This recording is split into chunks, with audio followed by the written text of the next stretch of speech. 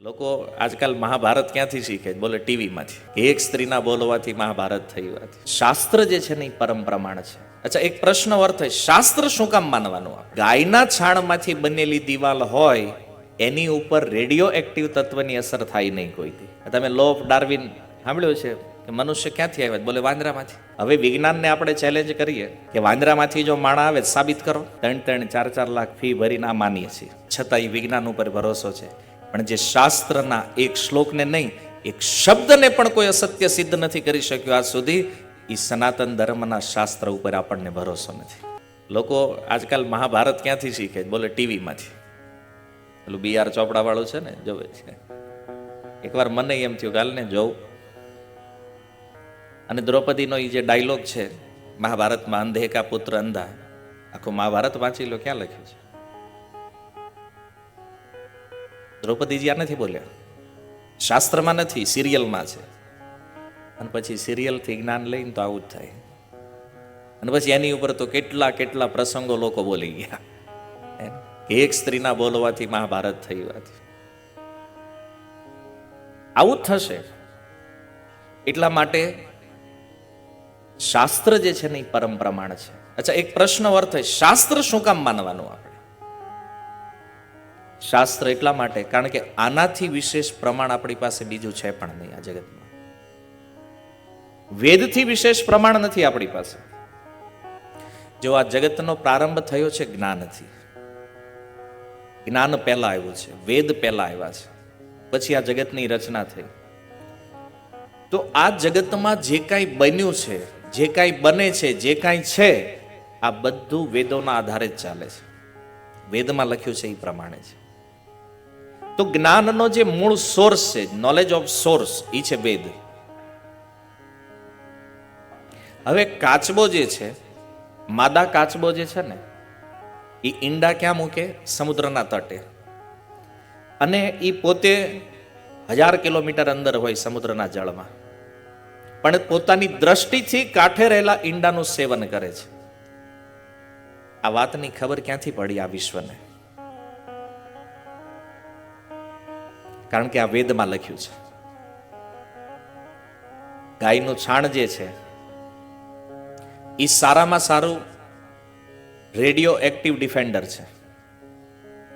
Radio active જાણો છો ને? અણુબોમ્બ બનાવવામાં જે વસ્તુ યુઝ થાય છે, તો એ ક્યાંય પણ એનું રેડિયેશન જે છે એ આવે. પણ ગાયના છાણમાંથી બનેલી દિવાલ હોય એની ઉપર રેડિયો એક્ટિવ તત્વની અસર થાય નહીં કોઈથી. ક્યાંથી ખબર પડી? આ વેદમાં લખ્યું છે. તમે જુઓ, ગાયનું છાણ પવિત્ર છે. દુનિયામાં હજારો પશુઓ છે, એના મળને આપણે પવિત્ર નથી માનતા. ભેંસનું છાણ પવિત્ર માન્યું જ કોઈ નથી માન્યું. ગાયનું છાણ જ પવિત્ર છે. કોણે નક્કી કર્યું? વેદ ભગવાન કહે છે. શંખ જે છે ને એક હાડક્યું છે, અને જો કોઈ પણ હડ્ડીને તમે અડો ને તો એને અપવિત્ર માનવામાં આવે છે. પણ છતાં એ શંખ ભગવાનની સેવામાં લાગે છે. કેમ? બોલે શંખ પવિત્ર છે. કોણે નિર્ધારણ કર્યું છે? બોલે વેદમાં લખ્યું છે. તો આ દુનિયામાં જે જે રહસ્યો છે, જેને આપણે આજે વિજ્ઞાન દ્વારા પણ સિદ્ધ ન કરી શકીએ, આ રહસ્યને શાસ્ત્ર સિદ્ધ કરે છે, વેદ. કારણ કે વેદ જે છે ને એ જગતનું મૂળ છે. એટલા માટે શાસ્ત્રથી, વેદથી શ્રેષ્ઠ પ્રમાણ જગતમાં બીજું કોઈ નથી.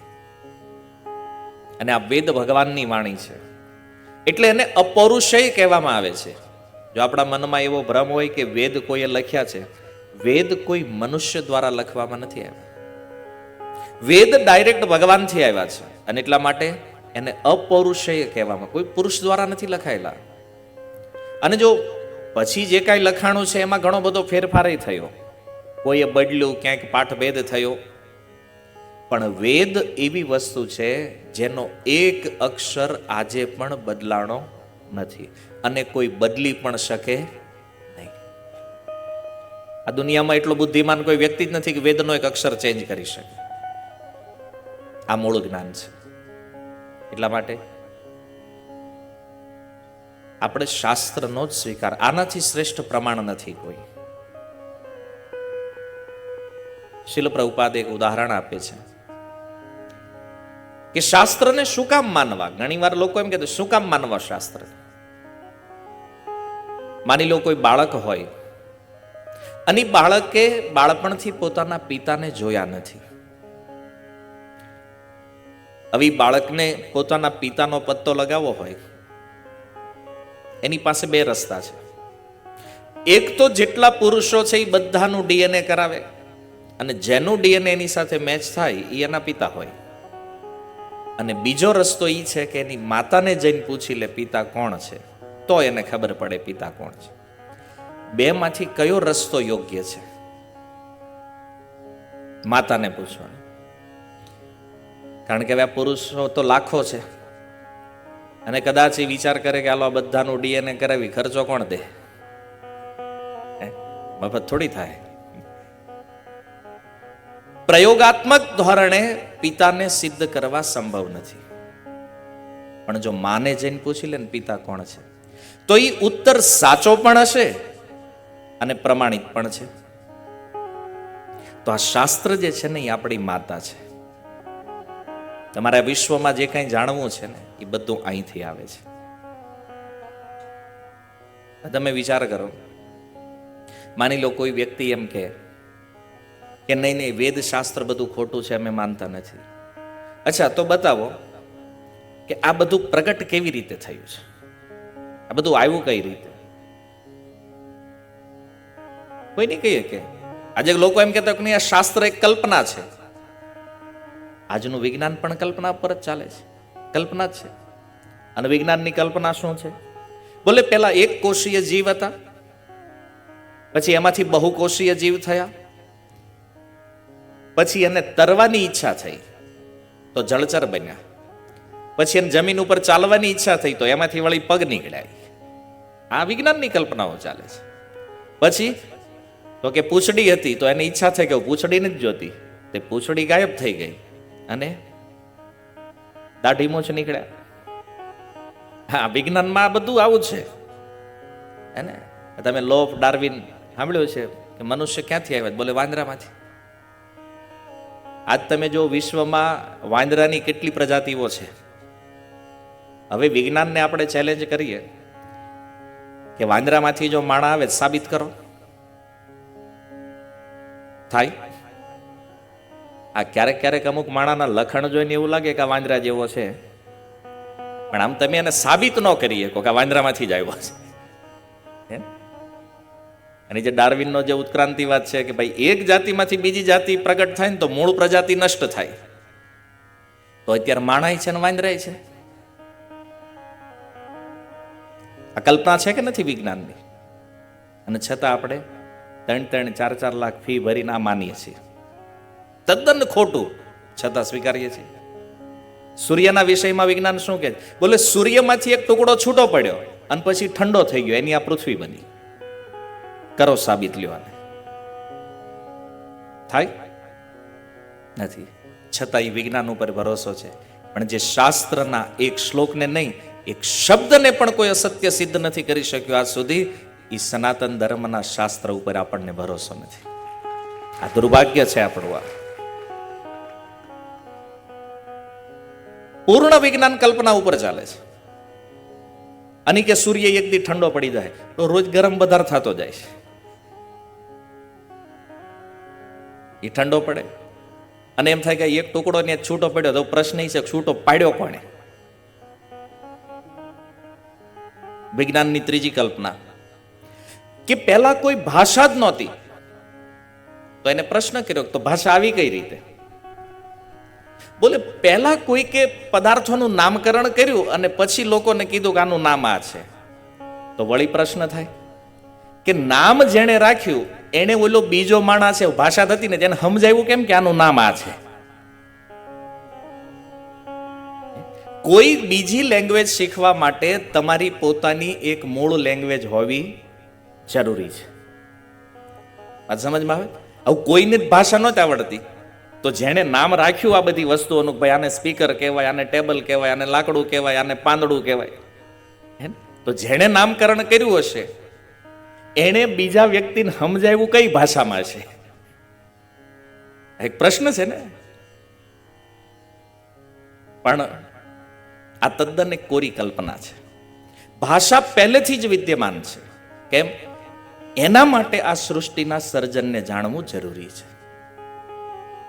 કે આ જગતની રચના કોઈ કલ્પના નથી. જેવી રીતે સાયન્સ કહે છે બિગ બેંગ થિયરી, એક ધમાકો થયો અને આ વિશ્વની રચના થઈ ગઈ. આવું ભણ્યા છીએ આપણે, ધમાકાથી રચના થઈ. હવે તમે મને એ કહો કે આ દુનિયામાં કેટલા ધડાકા થયા છે? અત્યારે રશિયા, યુક્રેન ને ઇઝરાયલ વાળાનો બધાના યુદ્ધો હાલે છે, બહુ ધમાકા થાય છે. એ લોકોને જઈને પૂછો તો કાંઈ બન્યું? એટલે હમાસ વાળાએ 50,000 રોકેટ નાખ્યા ઇઝરાયલ ઉપર. હવે ઇઝરાયલ વાળાને ફોન કરો, ભાઈ બન્યું કાંઈ તમારે? આ દુનિયામાં ધમાકો થયો, આવા સમાચાર તમને મળે એટલે પહેલી કલ્પના મનમાં એ આવે, કાંઈક વિનાશ થયો હશે. ધમાકો થાય એનાથી વિનાશ થાય, ધડાકાથી કોઈ દી સર્જન થયું આવી વિશ્વમાં કોઈ ઘટના નથી. અને વિજ્ઞાન કહે છે એક ધડાકો થયો ને એમાંથી આ બ્રહ્માંડ બની ગયું. બને? વૈજ્ઞાનિકોની મીટિંગ થઈ એકવાર અને બધા વૈજ્ઞાનિકોએ કીધું કે નહીં, યાદ માનવું પડશે, ધડાકો થયો એમાંથી જ બ્રહ્માંડ બન્યું છે. અને જો અમુક વૈજ્ઞાનિકો આસ્તિક પણ હતા, આઇન્સ્ટાઈન, ન્યૂટન, આ બધાને ભગવાનમાં શ્રદ્ધા, કારણ કે આ બધા ગીતા વાંચતા. તો ન્યૂટને સમજાવ્યું બિચારાએ, પણ ન્યૂટનનું હાલ્યું નહીં કાંઈ. ભાઈ ન્યૂટનને થયું કે આ એમ નહીં સમજે. એને એના ઘરે એક ગેલેક્સીનું એક સુંદર મોડલ બનાવ્યું. એટલું સરસ મોડલ જોઈને ગમી જાય ગમે એને. પછી એના મિત્રને બોલાવ્યો ઘરે, અને ઘરે બોલાવીને કીધું ઈ કે આ મોડલ જે છે ને, જો કેવું બન્યું છે. તો કે અદ્ભુત છે. કોણે બનાવ્યું? કાંઈ નહીં, ન્યૂટન કે હું રાતે સૂતો હતો, અચાનક 2 વાગે એક ધમાકો થયો અને સવારે જાગીને જોયું તો આ મોડલ બની ગયું છે. એટલે ઓલાનો મિત્ર જે હતો ને એને કીધું, એ કહેલા ધડાકો થવાથી આ મોડલ બને, તું મને બેવકૂફ સમજે છે? તો એ કે હું તને એ જ સમજાવવા માંગુ છું કે ધમાકો થવાથી આ ન બને તો બ્રહ્માંડ કઈ રીતે બની ગયું છે.